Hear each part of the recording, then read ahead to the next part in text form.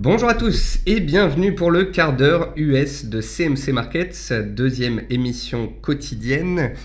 Nous avons effectivement la matinale à 10h du matin et à 15h45 tous les après-midi. Nous faisons un point sur ce qu'il se passe en Europe mais aussi et surtout aux États-Unis. Je suis Nicolas Chéron, stratégiste pour vous servir et nous sommes aujourd'hui le mardi 15 novembre 2016. Le titre du jour est Consolidation salutaire, consolidation sur le Dow Jones après 1500 points de hausse, consolidation sur le CAC 40 après un mouvement historique mercredi dernier entre 4300 et 4500 points, consolidation également en séance sur le dollar qui a rattaqué cet après-midi grâce à de bons chiffres et qui repart de l'avant, consolidation également sur l'or et l'euro qui baissait fortement ces dernières séances, qui ont un petit peu rebondi, qui se sont stabilisés ce jour.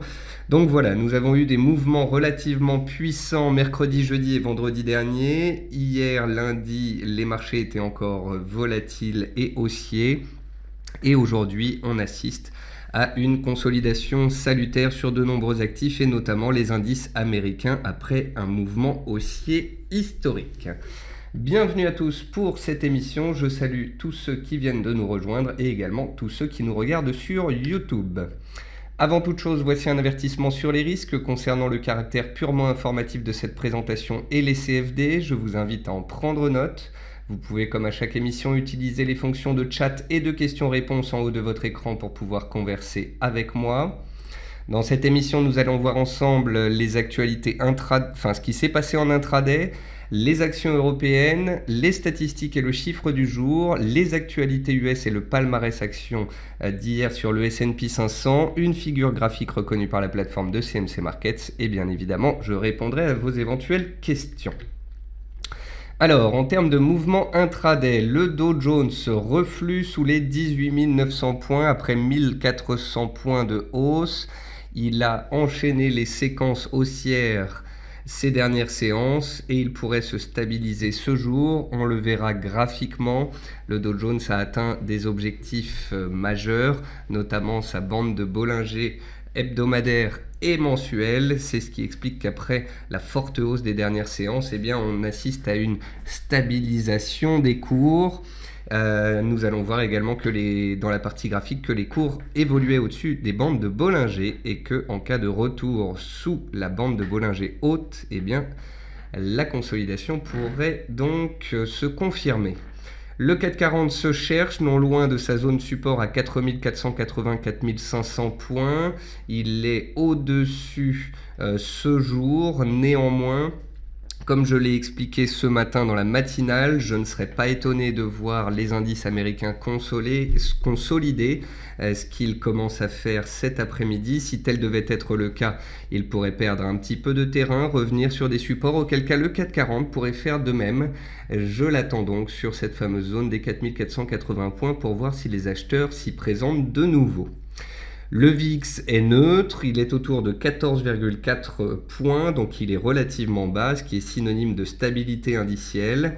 Une consolidation des indices à la baisse peut très bien se faire sans que le VIX se tende. Je vous rappelle que le VIX est un indicateur, il est surnommé l'indice de la peur. Et le VIX s'apprécie lorsqu'il y a du stress sur les marchés. Or, on peut très bien faire une consolidation petit à petit à la baisse sans pour autant qu'il y ait du stress et donc sans pour autant que le VIX s'apprécie. Le pétrole WTI gagne déjà 2 $ depuis son test des 42,5 $. On en a parlé hier, je vous ai rédigé le graphique de la semaine hier, j'en ai parlé dans la matinale, j'en ai parlé sur BFM, j'en ai parlé sur TV Finance. J'ai réécrit un article aujourd'hui qui a été publié sur Investir les Échos, que je vous ai publié et sur mon compte Twitter et sur celui de CMC Markets et dans la plateforme de CMC Markets. J'espère donc que vous lirez cet article pour comprendre les tenants et les aboutissants de la configuration actuelle. Le dollar index est en passe de clôturer positif pour la 7e séance consécutive. Ce n'est pas certain, il était en train de tenter de franchir ses plus hauts tout à l'heure, mais on verra en clôture si tel est le cas. Ce que je voulais vous dire, surtout quand j'écris cela, c'est qu'il est fortement haussier. Ça ne veut pas dire parce qu'on monte 6, 7 ou 8 séances consécutives que l'on doit baisser par la suite. On peut très bien continuer de monter. Ce que je veux que vous compreniez, c'est que le dollar index fait un mouvement extrêmement puissant. Enfin, la paire GBP-NZD est coincée entre deux pivots, entre 1,74 et 1,77. Deux pivots qui pourraient vous intéresser, que l'on verra ensemble dans la partie graphique. Dans les meilleures et les moins bonnes performances de l'Eurostoxx 50, on peut voir le rebond notamment de certaines valeurs dans l'énergie, avec Total qui s'apprécie de près de 2% et qui profite de la hausse du pétrole. Et dans les baisses, on retrouve notamment Unicredit, les bancaires consolidant leur hausse récente aujourd'hui. Et puis on retrouve Nokia qui est toujours dans une tendance baissière, sous pression baissière et qui ne profite pas d'une bonne actualité. Concernant les statistiques passées, on a eu l'indice de confiance des investisseurs en Allemagne, le ZOO, qui est ressorti supérieur aux attentes à 13,8 points alors que le consensus attendait 7,9. Les ventes au détail aux États-Unis sont ressorties supérieures aux attentes à 0,8 au lieu d'un consensus à 0,5 et l'indice manufacturier US Empire State est ressorti supérieur à plus 1,5 contre des attentes à moins 1,5. Ce matin, on notait également les chiffres de croissance de l'Italie qui étaient supérieurs aux attentes à 0,3%. On avait aussi les chiffres du Portugal qui étaient supérieurs aux attentes à 0,8%. Seule l'Allemagne donc était inférieure aux attentes à 0,2% contre 0,3% attendu. Le chiffre du jour c'est 12. 12 c'est le nombre de séances consécutives de hausse de record historique en record historique qu'a réalisé le Dow Jones Industrial Average en 1987. Donc pourquoi j'ai choisi cela ? Eh bien j'ai choisi ce chiffre clé parce que tout à l'heure, je vous ai dit que le dollar index montait depuis 7 séances consécutives et que cela ne voulait pas dire qu'il allait baisser. Voilà, le Dow Jones, lui, a déjà réussi à s'apprécier 12 séances consécutives. Donc plutôt que de vendre à chaque séance de hausse, peut-être vaut mieux-il attendre la fin d'une séquence. Car il n'est pas dit forcément que le Dow Jones clôture dans le rouge ce soir. Il y a une forte probabilité puisqu'on est en train de tenter de réintégrer les bandes de Bollinger et qu'il serait légitime que des opérateurs prennent des bénéfices, mais on ne sait jamais. On pourrait très bien clôturer à l'équilibre et puis continuer de grimper si les fondamentaux et l'actualité sont bons dans les heures et séances à venir. Côté entreprise, Berkshire Hathaway, le fonds de Warren Buffett, investira dans 4 compagnies américaines. Il a déjà commencé pour certaines et il va continuer pour d'autres. Donc tous les titres des compagnies américaines sont recherchés aujourd'hui. Home Depot a relevé sa prévision de bénéfices par action en 2016. Newell Brands confirme ses perspectives 2016-2017, ce que généralement les opérateurs apprécient. Et puis Teva a quadruplé son bénéfice net au T3 à 412 millions de dollars. Dans les meilleures et les moins bonnes performances du S&P 500 hier à la clôture, on retrouvait Harman International Industries, plus 25%, qui a été acheté par Samsung. On retrouve également Tenet Healthcare qui réalise un rebond technique de 12% après avoir été relativement massacré ces dernières semaines. Dans les baisses, on retrouve Nvidia, moins 4,9%. Le titre consolide après avoir gagné 25% suite à la publication de très bons résultats la semaine dernière. Et puis on notera également dans le luxe, Michael Kors, moins 5% sous pression. Dans l'outil de reconnaissance de figures graphiques de CMC Markets, j'ai sélectionné hier ce triangle sur le gaz. C'est la dernière fois que je vous le présente, j'en ai reparlé ce matin. Donc je vous l'ai montré hier matin quand on était en train de tester la résistance. Je vous l'ai fait montrer hier après-midi quand on cassait la résistance. Je vous l'ai remontré ce matin en vous expliquant qu'on était en train d'atteindre un objectif et que si on cassait cet objectif, la hausse pourrait perdurer. Pour l'instant, les 2,73 bloquent. Donc, on est sorti d'un triangle et on est parti à la hausse. Ça, c'est un fait. Ceux qui ont mis à profit ici la cassure sont en gain, c'est un fait aussi. Après, à vous de voir si vous souhaitez jouer la suite, c'est-à-dire espérer que l'on casse les 2,73 pour aller plus haut, ou au contraire vous sortez sous résistance de peur que l'on retombe. Cette décision vous incombe, mais vous pouvez remarquer que par rapport à toutes les figures graphiques que l'on a trouvées ces dernières semaines dans l'outil de reconnaissance de figures graphiques de la plateforme de CMC Markets, eh bien il y avait de belles configurations. On va passer sur les graphiques. Donc voici un graphique du Dow Jones pour commencer. Je voulais vous montrer justement les bandes de Bollinger et le fait que les cours étaient au-dessus des bandes de Bollinger depuis le jour de l'élection de Donald Trump. On est parti à la hausse très violemment au-dessus des 18 400 points, on a clôturé en dehors des bandes de Bollinger, la volatilité a explosé puisqu'en séance on est passé de -5 à +2. Les cours le lendemain étaient au-dessus des bandes de Bollinger, encore le vendredi, encore hier lundi, puis vous pouvez voir qu'hier les acheteurs ont un peu fatigué en séance et on est venu clôturer en petite hausse. Ce que vous pouvez constater aujourd'hui, c'est qu'on a tenté d'accélérer au-dessus des 18 900 points, qu'on a tenté de rester au-dessus de la bande de Bollinger et de continuer de monter en ligne droite, mais a priori les vendeurs ont pris la main aujourd'hui. C'est des prises de bénéfices, on ne parle pas d'un retournement de marché violent. On a cassé les anciens plus hauts historiques ici qui sont à 18 660-70. Donc un pullback, un retour sur ces anciens plus hauts serait tout à fait légitime, mais pas forcément certain. Ce que l'on peut voir, c'est là un Dow Jones qui consolide à plat à peu près depuis le début de la semaine. Il a tenté de partir à la hausse, mais il n'y arrive pas. Donc les vendeurs pourraient tenter d'appuyer un petit peu très rapidement. Ici à 18 666, on a un support. Et ici, on a les plus bas de vendredi à 18 730-40. Donc voilà, on peut s'attendre à un éventuel retour sur ces supports avant une éventuelle continuation de la tendance haussière dans le sens de la tendance de moyen terme. Concernant le S&P 500, c'est un petit peu moins haussier, je pense qu'on se stabilise.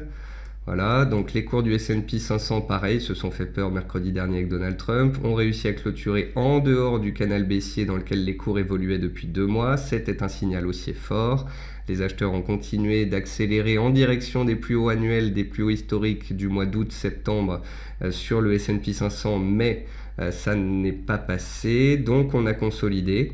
On a un support clé ici à 2150 points. Tant qu'on est au-dessus, la tendance est haussière, mais à court terme, on va dire que le marché reprend un peu ses esprits et reprend un petit peu son souffle après ce mouvement historique de mercredi dernier.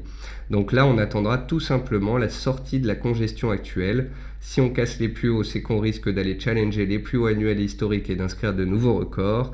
Si on casse les 2150 points, alors je deviendrai plus neutre et plus prudent. Pour l'instant, c'est haussier et rien d'autre. Concernant le Nasdaq, point positif, on peut constater en fait qu'il y a une sorte de rotation sectorielle qui s'opère. Depuis l'élection de Trump, eh bien, le Nasdaq n'arrive plus à monter, il est même sous pression. On a vu Amazon, Google, Apple perdre un petit peu de terrain. Malgré tout, aujourd'hui, le Nasdaq est en hausse de plus de 1%. Donc ça nous montre bien en fait que sur le Dow Jones, il y a des prises de bénéfices et que les opérateurs se portent sur le Nasdaq à l'achat. Donc c'est quand même positif, c'est synonyme de marché américain qui tiennent bien. Vous voyez ici le Nasdaq en données hebdomadaires, pour l'instant on n'a donné aucun signal baissier. Il y a eu une rotation forte qui s'est faite. Les sociétés du bâtiment, les sociétés de consommation, donc tout ce qui est magasin, grande distribution. Il y a eu comme ça beaucoup de secteurs qui sont partis à la hausse et donc les valeurs technologiques étaient délaissées et puis là les opérateurs reviennent un petit peu à l'achat sur ces valeurs technologiques, donc ça c'est quand même un très bon point. En parallèle, qu'est-ce qu'il se passe en Europe? Eh bien, étant donné que les US plafonnent, le CAC fait de même, il est stable sur la zone des 4500 points. Comme je vous l'ai dit tout à l'heure, si les indices US devaient consolider, le CAC pourrait faire de même. Voir le CAC revenir vers 4470, voire 4430, 4450 ne serait guère étonnant. Tant qu'on tient au-dessus de 4500 points, c'est pour l'instant très haussier, très positif. Et tant qu'on est au-dessus de 4500 points, il y a des chances qu'on reparte à la hausse en ligne droite. Par contre, si une consolidation un peu plus profonde ou violente devait se faire aux États-Unis, le CAC 40 pourrait faire de même. Donc soyons pragmatiques, pour l'instant l'indice français tient son support. Et puis concernant le DAX, pour finir, vous pouvez voir qu'il est aussi très solide. Il a échoué hier sous les 10 800 points. Pour autant, on se stabilise sous résistance et pour l'instant, ça ne baisse pas. Si on devait baisser, on pourrait peut-être revenir vers les plus bas de jeudi et vendredi dernier dans la zone des 10 580 points.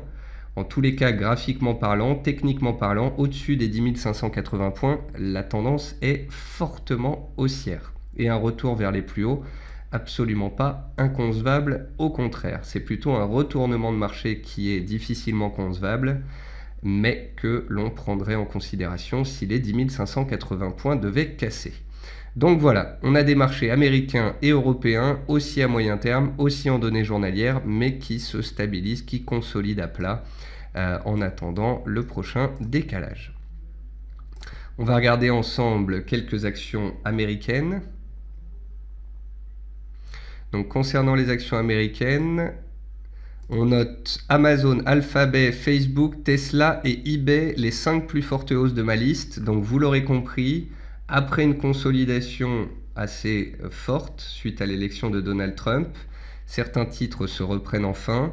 Vous avez ici Amazon qui avait publié des résultats décevants, qui était parti à la baisse fin octobre, en novembre, suite à l'élection. Et vous voyez qu'Amazon a pratiquement retracé 38,2% de tout le mouvement haussier qui avait été fait entre février et octobre. On est revenu proche d'un support, d'un retracement, et les acheteurs semblent se manifester, ce qui est plutôt un bon point. Google, donc Alphabet, on avait eu un gap haussier ici pendant l'été. Au mois de juillet, on était parti à la hausse. Suite aux publications de résultats et aux prises de bénéfices, on a redécalé à la baisse, et vous noterez que la baisse des dernières séances a permis de fermer un gap clé à 768 $, ce que pourrait apprécier le marché et peut-être la raison d'un redémarrage haussier ce jour. Quand on regarde un graphique de moyen terme sur Alphabet, on se rend bien compte que la dynamique reste quand même clairement haussière et que la baisse des dernières semaines est une consolidation salutaire. Sur Facebook, c'est la même chose, il y avait eu des résultats un petit peu décevants, donc le titre s'était replié fin octobre, les élections ont fait peur et ont engendré un petit reflux. Néanmoins, quand vous regardez un graphique de long terme, un graphique hebdomadaire, vous pouvez voir qu'en revenant vers les 113 $, Facebook est pratiquement passé de la borne haute à la borne basse de son canal haussier, raison pour laquelle ici encore les acheteurs se présentent. Tesla Motors consolide depuis des mois, les résultats n'ont pas convaincu en octobre, donc on est parti à la baisse. Vous voyez, c'est à peu près le même schéma sur toutes. Amazon, Alphabet, Facebook, c'est des titres haussiers qui ont publié des résultats mitigés en octobre et qui ont été sous pression avec l'élection de Trump et qui sont donc revenus vers des supports. Tesla, la différence, c'est qu'on n'est pas dans une tendance haussière, on est dans une tendance neutre depuis 3 ans. Mais ce qui est positif, c'est que le titre est revenu ici vers ses plus bas d'avril-mai 2014, un support clé dans la zone des 178-180 $, et pour l'instant ce support tient. Donc tant que les supports que l'on vient de voir sur chacun de ces titres tiennent, eh bien les valeurs technologiques, on va dire, consolident, mais elles restent dans des tendances de fond haussières. Ça c'est eBay, elle n'est pas très intéressante.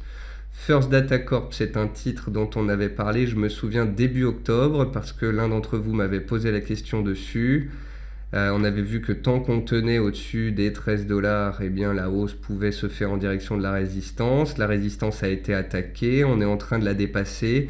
Ça se fait vraiment progressivement, petit à petit. Donc je reste pragmatique et prudent. Il suffirait d'une baisse de 2% pour réintégrer ce range. Attention aussi à la résistance ici, qui correspond à un gap ouvert le 7 janvier dernier et qui fait résistance, qui a d'ailleurs peut-être fait résistance la semaine dernière, lundi dernier. Donc attention, on tente de sortir d'un range, certes, mais on a un gap juste au-dessus de la tête qui fait résistance. Il serait bon pour les acheteurs de rapidement le passer. Twitter reprend aussi de la hauteur. Il y a des fonds d'investissement qui commencent à se placer sur Twitter, il y a des spéculations qui ne se tarissent pas concernant un possible rachat de la société. Depuis que les spéculations sont retombées ici au mois d'octobre, vous pouvez voir qu'on enchaîne là 5 semaines consécutives de hausse. Donc Twitter n'a pas l'air de désintéresser tant que cela les opérateurs, et si on apprend dans quelques mois ou quelques trimestres que la société est rachetée, eh bien je ne serais absolument pas étonné. Apple est revenu ici sur ses plus bas de septembre, une zone de soutien. Donc Apple, comme les autres valeurs techno, elle a souffert, notamment parce que ses résultats n'étaient pas très bons. On s'est approché d'un support, on a réagi. Donc pour l'instant, plus de peur que de mal. On assiste à une stabilisation des cours. Après, je voulais aussi qu'on voit ensemble Dollar Tree. Souvenez-vous, on avait parlé de ce titre qui approchait d'un support clé ici, les 73-74 $. On est remonté de quelques dollars. Et puis, une très belle configuration qu'on avait vue ensemble, c'est celle-ci. C'est Dollar General, un titre américain qui est dans une tendance haussière forte depuis 4 ans. On était revenu sur un support, on en avait parlé ici à 69-70 $. Eh bien, nous voilà à pratiquement 77 $. Les cours ont gagné 10% depuis mercredi dernier. Une très belle configuration. Sinon, on a Illumina qui revient vers support de moyen terme que l'on peut surveiller puisqu'à chaque fois qu'on est revenu sur ce support, on a jusqu'ici tenu. Et puis on notera GoPro qui se stabilise aussi sur les 10 $ après sa chute récente et ses résultats inférieurs aux attentes. Le titre GoPro en revenant sur 10 $ et non loin de ses plus bas historiques. Mais il s'accroche tant bien que mal. On voit que depuis 5 séances, on travaille les 10 $ et qu'un seuil psychologique, qu'un petit support semble se créer. Donc à surveiller. Si le titre GoPro venait à casser les plus hauts des dernières séances, vers 10,60-70, on pourrait assister à une tentative de retournement haussier. Bien évidemment, si on casse les 10 $, on pourrait retrouver les plus bas historiques à 8,8 $. Ensuite, je vais vous parler de ma configuration graphique préférée de cette semaine. C'est bien évidemment les pétroles. J'en ai parlé sur tous les médias possibles et imaginaux. Je pense pas que je puisse dire ça. Donc voici le pétrole. Voici le pétrole, voici le WTI compris dans un range entre 42,5 et 48,8. On a fait un excès en juin et en octobre à la hausse. On a fait un excès baissier au mois d'août. Vous pouvez voir que l'on est dans un beau range qui est parfaitement respecté. On est revenu tester les 42,50 hier, on a fait une petite mèche dessous, on est venu clôturer au-dessus de la MM200, validant ainsi un marteau haussier, un potentiel retournement. Et aujourd'hui, qu'est-ce qu'il se passe? Eh bien, le pétrole gagne 3,1%. C'est sa plus forte hausse depuis pratiquement un mois, un peu plus d'un mois. Donc concernant le pétrole, vous pouvez aller sur le site de CMC Market, vous avez le graphique de la semaine que j'avais publié. Vous avez aussi ici dans la plateforme une rubrique qui s'appelle Insight. Si vous ne l'avez pas encore mis, je vous invite à le faire. Et dans Insight, je vous envoie vers un point complet des pétroles, ici, que j'ai publié sur le site Investir les Échos dans la rubrique Trader. Donc le titre est « Un point bas se profilerait-il sur les pétroles ?» avec une analyse graphique des deux pétroles. Donc voilà, j'en ai parlé lundi sur tous les médias. J'ai refait un papier ce matin. C'était le titre, me semble-t-il, de la matinale ce matin.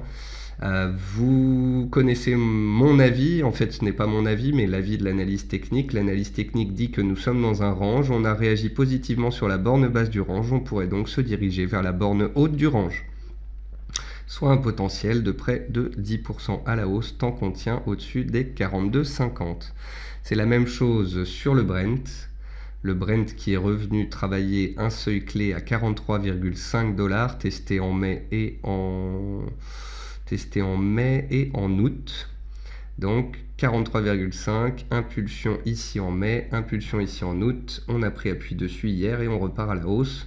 Ce matin, je vous disais qu'il fallait casser les 45 $, les plus bas du mois de septembre. C'est fait. Les acheteurs enfoncent le clou. Et la hausse pourrait reprendre, d'autant plus que les spéculations sur un hypothétique accord de production reprennent. Quoi d'autre sur les matières premières? Le cuivre consolide sa hausse récente, sa hausse très puissante. Le sucre décale à la baisse. On avait identifié un triangle sur le sucre, on en est sorti par le bas, on a fait un pullback sur le triangle, même un double pullback, puis on est en train de repartir à la baisse. Il faudra accélérer sous les 20,60, les plus bas des dernières séances, pour éventuellement revenir ici vers le support des 19,5. Si on tient cette zone de soutien là, il faudra se méfier pour la suite. Sur l'argent et l'or, on rebondit un petit peu, mais permettez-moi de prendre ce rebond avec des pincettes. Pour l'instant, c'est un simple retour sur l'argent sur les plus bas du mois de octobre. On est dans une tendance baissière depuis 3 mois. Les cours de l'argent et de l'or sont sensibles au mouvement du dollar. Le dollar est haussier, donc les métaux sont baissiers. Et l'or, c'est la même chose, tendance baissière depuis 3-4 mois, tendance baissière journalière, on se stabilise à plat à court terme, mais pour l'instant, aucun retournement à constater. Les cours du jus d'orange continuent de consolider gentiment sous leur plus haut historique. Et les cours du gaz naturel tapent de nouveau à la résistance ici des 2,73,3, la résistance dont je vous parlais tout à l'heure dans la rubrique détection de configuration graphique. Donc voilà, on est sous une résistance ici. D'ailleurs, si elle ne passe pas, on pourrait peut-être venir de nouveau chercher le support avant d'éventuellement partir à la hausse. Ça permettrait de faire une épaule tête-épaule et ça validerait la hausse. Si au contraire on casse les 2,73-74 en ligne droite, on pourrait retourner directement vers les 2,90, les 3. Bien évidemment, ça c'est des scénarios qui sont susceptibles de se matérialiser tant qu'on tient la zone de support. Si on passe dessous, eh bien les vendeurs prendraient clairement la main. Mais là on voit bien qu'on a une tendance haussière de moyen terme, une correction baissière, et que là à court terme les acheteurs ont repris la main.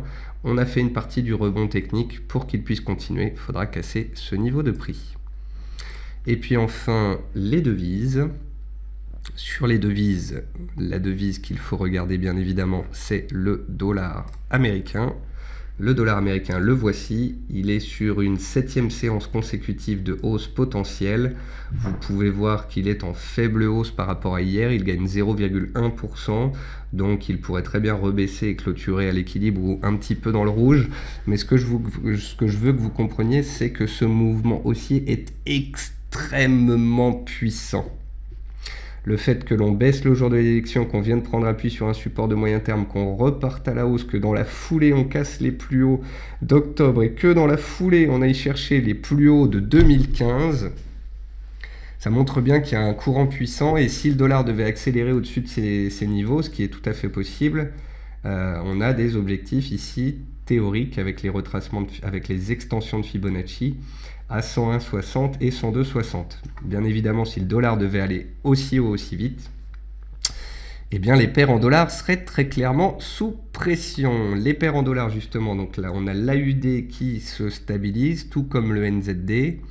On a l'euro qui a tenté un rebond en séance, qui a touché les 1,0810 et puis qui est reparti à la baisse. On voit bien qu'on est dans une forte tendance baissière de moyen terme et une tendance baissière très puissante de court terme. C'est ce qui explique cette peine à se stabiliser. Et puis la livre, on notera qu'elle se stabilise à plat, ce qui est plutôt positif.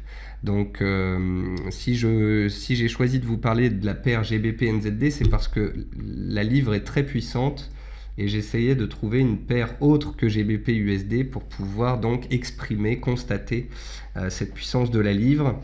Donc ça c'est la livre contre le NZD. En juin, on a eu le Brexit, donc forcément, la livre contre le NZD baissait. Puis ensuite, le NZD a été très fort et la livre faible, donc la paire a continué de baisser. Par contre, vous pouvez voir qu'il y a bel et bien un changement d'état d'esprit qui s'est fait depuis l'élection de Donald Trump. La livre a repris du poil de la bête contre le NZD et l'AUD. Est-ce que ce rebond va perdurer ? Ce n'est pas évident. En effet, on a rebondi très vite en 3 jours et on a tapé une résistance majeure, les plus bas de juillet, d'août et de septembre. Donc, sous les 1,74, soit l'oblique bleu ici, eh bien les vendeurs pourraient reprendre la main et on repartirait vers les plus bas. Tant qu'on tient les 1,74, on a cassé une oblique de tendance baissière et on pourrait donc continuer de grimper. Pour pouvoir valider la hausse, il faudrait casser éventuellement les 1,77, les plus hauts des dernières séances, pour pouvoir passer d'une tendance désormais neutre à une tendance haussière à court terme avec un potentiel un peu plus puissant. Donc les deux pivots à surveiller, c'est 1,74 et 1,77, voire 1,77,50, les plus hauts d'avant-hier. Voilà, donc le dollar est fort, il monte moins vite mais il continue de monter, les indices sont forts, il ne monte plus mais il stabilise positivement dirons-nous, le Dow Jones est en petite baisse, il se stabilise après avoir enchaîné des records historiques, la volatilité est faible, donc voilà, on est dans des marchés de complaisance, des marchés avec des indices haussiers. On a des indices américains qui restent très forts, des indices européens qui sont solides. Il est possible de faire du stock picking sur actions puisque vous voyez que de nombreux titres décalent. Sur les matières premières, le pétrole m'intéresse, mais ça je pense que vous l'aurez compris. Et enfin sur les monnaies, c'est le dollar qui est le king. Voilà, sur ce, je n'ai plus qu'à vous souhaiter une bonne fin de séance, un bon trading à tous, une bonne soirée. Et puis j'espère donc vous retrouver dès demain matin à 10h dans la matinale et demain après-midi à 15h45 pour le quart d'heure US. Au revoir à tous.